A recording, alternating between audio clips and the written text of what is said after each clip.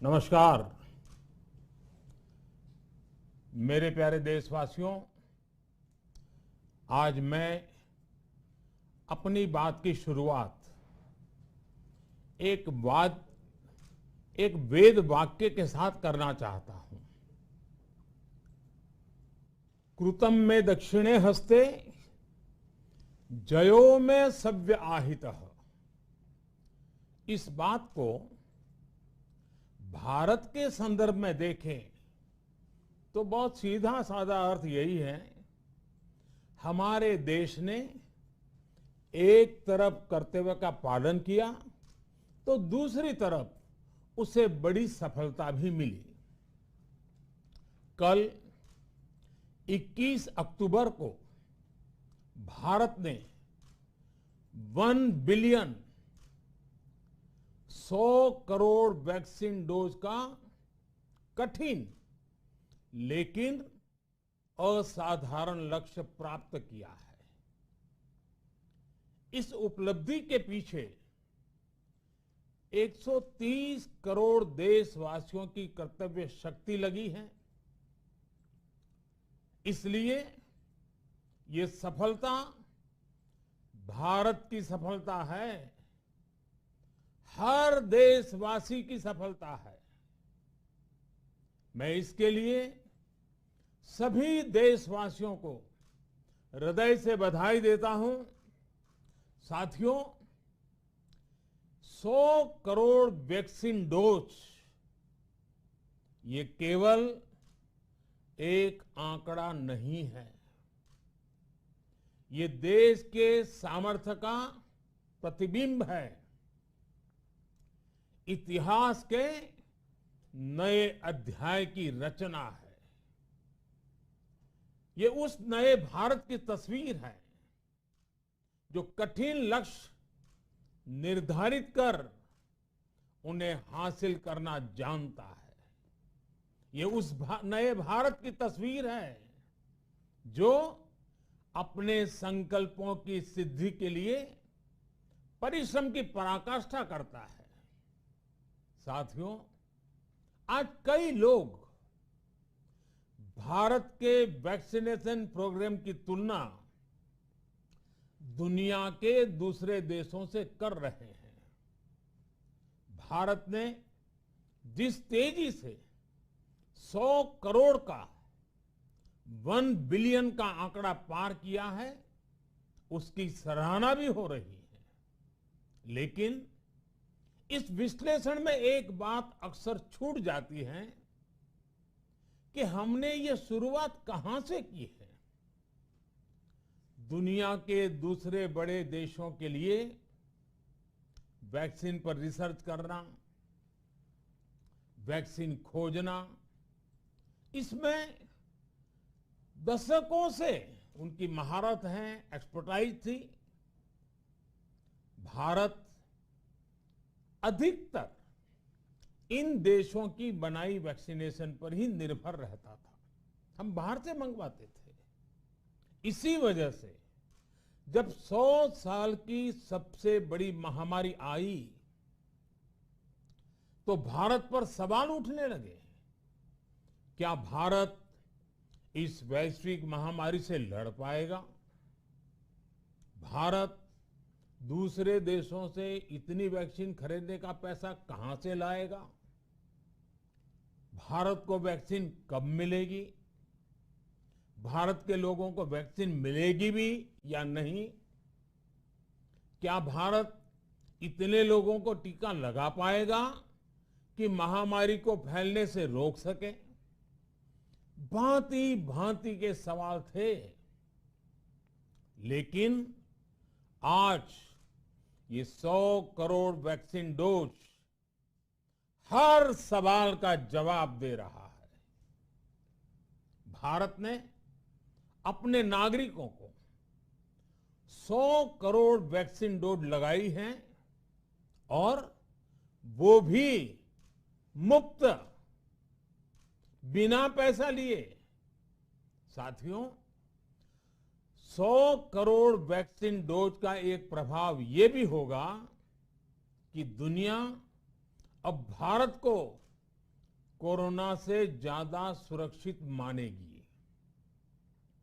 एक pharma hub के रूप में भारत को दुनिया में जो स्वीकृति मिली हुई है, उसे और मजबूती मिलेगी।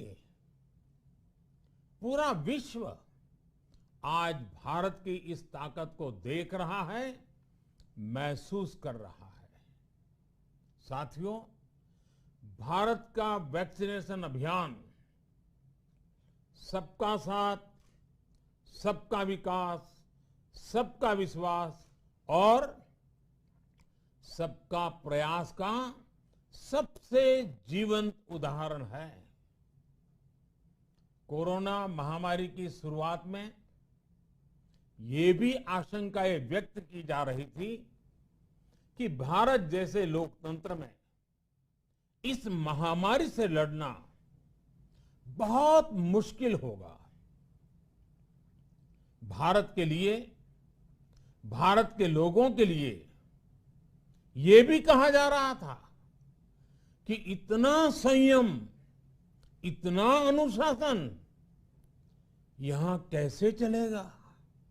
लेकिन हमारे लिए लोकतंत्र का मतलब है सबका साथ। सबको साथ लेकर देश ने सबको वैक्सीन, मुफ्त वैक्सीन का अभियान शुरू किया। गरीब, अमीर, गांव, शहर, दूर सुदूर, देश का एक ही मंत्र रहा कि अगर बीमारी भेदभाव नहीं करती तो वैक्सीन में भी भेदभाव नहीं हो सकता। इसलिए यह सुनिश्चित किया गया कि वैक्सीनेशन अभियान पर वीआईपी कल्चर हावी न हो। कोई कितने ही बड़े पद पर क्यों न रहा हो, कितना ही धनी क्यों न रहा हो, उसे वैक्सीन सामान्य नागरिकों की तरह ही मिलेगी। साथियों, हमारे देश के लिए ये भी कहा जा रहा था कि यहां ज्यादातर लोग टीका लगवाने के लिए आएंगे ही नहीं। दुनिया के कई बड़े विकसित देशों में आज भी वैक्सीन हेजिटेंसी एक बड़ी चुनौती बन गई है।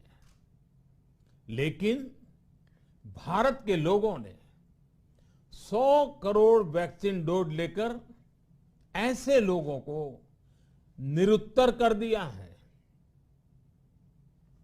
साथियों, किसी अभियान में जब सबका प्रयास जुड़ जाता है तो परिणाम अद्भुत ही होते हैं। हमने महामारी के खिलाफ देश की लड़ाई में जन भागीदारी को अपनी पहली ताकत बनाया। फर्स्ट लाइन ऑफ डिफेंस बनाया। देश ने अपनी एकजुटता को ऊर्जा देने के लिए ताली, थाली बजाई, दिए जलाए। तब कुछ लोगों ने कहा था कि क्या इससे बीमारी भाग जाएगी? लेकिन हम सभी को उसमें देश की एकता दिखी, सामूहिक शक्ति का जागरण दिखा।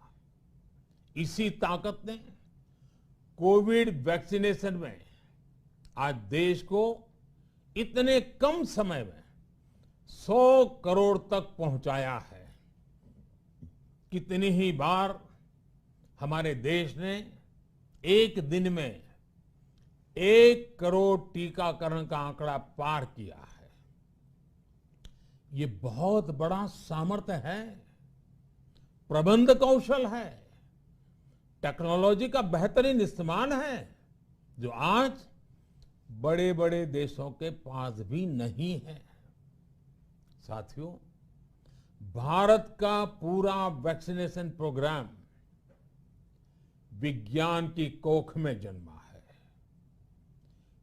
वैज्ञानिक आधारों पर पनपा है और वैज्ञानिक तरीकों से चारों दिशाओं में पहुंचा है।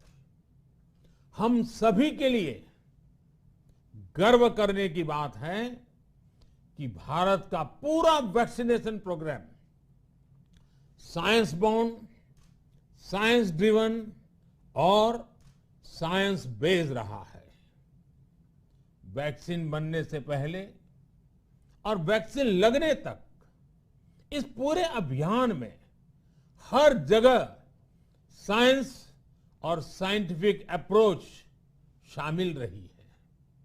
हमारे सामने चुनौती मैन्युफैक्चरिंग को लेकर भी थी, प्रोडक्शन को स्केल अप करने की भी थी। इतना बड़ा देश, इतनी बड़ी आबादी, उसके बाद अलग अलग राज्यों में, दूर दराज इलाकों में समय से वैक्सीन पहुंचाना, ये भी किसी भागीरथ कार्य से कम नहीं था। लेकिन वैज्ञानिक तौर तरीकों और नए नए इनोवेशन से देश ने इस चुनौतियों के समाधान तलाशे। असाधारण स्पीड से संसाधनों को बढ़ाया गया। किस राज्य को कितनी वैक्सीन कब मिलनी चाहिए, किस इलाके में कितनी वैक्सीन पहुंचनी चाहिए, इसके लिए भी वैज्ञानिक फॉर्मूले के तहत काम हुआ। हमारे देश ने कोविन प्लेटफॉर्म की जो व्यवस्था बनाई है, वो भी विश्व में आकर्षण का केंद्र है। भारत में बने कोविन प्लेटफॉर्म ने न केवल आम लोगों को सहूलियत दी, बल्कि हमारे मेडिकल स्टाफ के काम को भी आसान बनाया। साथियों, आज चारों तरफ एक विश्वास है, उत्साह है, उमंग है। समाज से लेकर इकोनॉमी, हम हर तबके पर देखें, ऑप्टिमिज्म ऑप्टिमिज्म ऑप्टिमिज्म ही नजर आता है। एक्सपर्ट्स और देश विदेश की अनेक एजेंसीज भारत की अर्थव्यवस्था को लेकर बहुत सकारात्मक है। आज भारतीय कंपनियों में न सिर्फ रिकॉर्ड इन्वेस्टमेंट आ रहा है, बल्कि युवाओं के लिए रोजगार के नए अवसर भी बन रहे हैं। स्टार्टअप्स में रिकॉर्ड इन्वेस्टमेंट के साथ ही रिकॉर्ड स्टार्टअप्स यूनिकॉर्न बन रहे हैं। हाउसिंग सेक्टर में भी नई ऊर्जा दिख रही है। पिछले महीनों में किए गए कई सारे रिफॉर्म्स, कई सारे इनिशिएटिव, गति शक्ति से लेकर नई ड्रोन पॉलिसी तक भारत की अर्थव्यवस्था को और तेजी से आगे बढ़ाने में बड़ी भूमिका निभाएंगे। कोरोना काल में कृषि क्षेत्र ने हमारी अर्थव्यवस्था को मजबूती से संभाले रखा। आज रिकॉर्ड लेवल पर अनाज की सरकारी खरीद हो रही है। किसानों के बैंक खातों में सीधे पैसे जा रहे हैं। वैक्सीन के बढ़ते हुए कवरेज के साथ साथ आर्थिक सामाजिक गतिविधियां हो, खेल जगत हो, टूरिज्म हो, एंटरटेनमेंट हो, सब तरफ सकारात्मक गतिविधियां तेज हो रही हैं। आने वाले त्योहारों का मौसम इसे और गति देगा और शक्ति देगा। साथियों, एक जमाना था जब मेड इन ये कंट्री, मेड इन वो कंट्री, इसी का बोलबाला था, बहुत क्रेज हुआ करता था। लेकिन आज हर देशवासी ये साक्षात अनुभव कर रहा है कि मेड इन इंडिया की ताकत बहुत बड़ी होती है। और इसलिए आज मैं आपसे फिर ये कहूंगा कि हमें हर छोटी से छोटी चीज जो मेड इन इंडिया हो, जिसे बनाने में किसी भारतवासी का पसीना बहा हो, उसे खरीदने पर जोर देना चाहिए। और ये सबके प्रयास से ही संभव होगा। जैसे स्वच्छ भारत अभियान एक जन आंदोलन है, वैसे ही भारत में बनी चीज खरीदना, भारतीयों द्वारा बनाई चीज खरीदना, वोकल फॉर लोकल, ये हमें व्यवहार में लाना ही होगा। और मुझे विश्वास है सबके प्रयास से हम ये भी करके रहेंगे। आप याद करिए,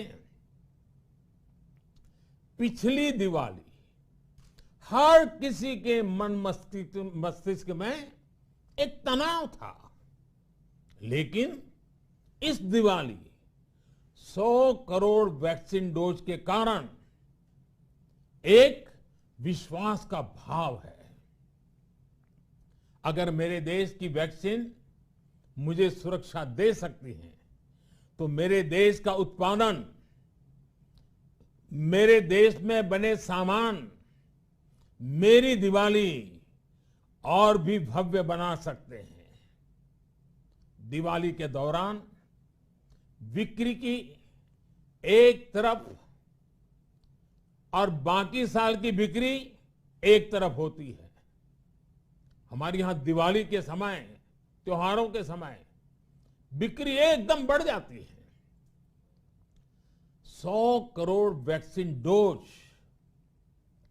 हमारे छोटे छोटे दुकानदारों, हमारे छोटे छोटे उद्यमियों, हमारे रेहड़ी पटरी वाले भाइयों बहनों, सभी के लिए आशा की किरण बनकर आई है। साथियों, आज हमारे सामने अमृत महोत्सव के संकल्प है, तो ऐसे में हमारी ये सफलता हमें एक नया आत्मविश्वास दिलाती है। हम आज कह सकते हैं कि देश बड़े लक्ष्य तय करना और उसे हासिल करना बखूबी जानता है, लेकिन इसके लिए हमें सतत सावधान रहने की जरूरत है। हमें लापरवाह नहीं होना है। कवच कितना ही उत्तम हो, कवच कितना ही आधुनिक हो, कवच से सुरक्षा की पूरी गारंटी हो, तो भी जब तक युद्ध चल रहा है, हथियार नहीं डाले जाते। मेरा आग्रह है कि हमें अपने त्योहारों को पूरी सतर्कता के साथ ही मनाना है। और जहां तक मास्क का सवाल है, कभी कभी जरा, लेकिन अब तो डिजाइन की दुनिया भी मास्क में प्रवेश चुकी है। मेरा इतना ही कहना है, जैसे हमें जूते पहन करके ही बाहर जाने की आदत लग गई है ना, बस वैसे ही मास्क को भी एक सहज स्वभाव बनाना ही होगा। जिनको अभी तक वैक्सीन नहीं लगी है, वो इसे सर्वोच्च प्राथमिकता दें। जिन्हें वैक्सीन लग गई है, वो दूसरों को प्रेरित करें। मुझे पूरा भरोसा है कि हम सब मिलकर प्रयास करेंगे तो कोरोना को और जल्द हरा पाएंगे। आप सभी को आने वाले त्योहारों की एक बार फिर बहुत बहुत शुभकामनाएं, बहुत बहुत धन्यवाद।